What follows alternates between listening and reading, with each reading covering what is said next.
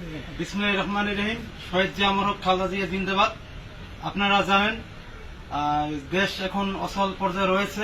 এই গণতন্ত্র পুনরুদ্ধারের জন্য গত 30শে নভেম্বর 2023-এ কলাপাড়া উপজেলা নবীন দলের সংগ্রামী সভাপতি, সাবেক পৌর ছাত্রদলের সহ সভাপতি এবং ঢাকা উত্তর মহানগর ছাত্রদলের অন্যতম সাবেক নেতা, তিনি এই সরকারের পুলিশ বাহিনী তাকে গ্রেপ্তার করেছে এবং তিনি এই 25শে জানুয়ারি তিনি জামিন লাভ করছে।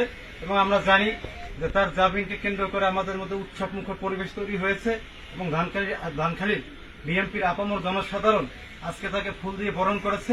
পাশাপাশি আমার পৌর শ্রমিক দলও ফুল দিয়ে তাকে বরণ করেছে এবং আগামী দিনে আন্দোলন সংগ্রাম এবিএম মোশাররফ হোসেনের নেতৃত্বে আমরা কলাপাড়া থেকে এই সরকারের পতন ত্বরান্বিত করব, এই আশা ব্যক্ত রেখে আমি আমার ক্ষুদ্র আলোচনা এখন শেষ করছি।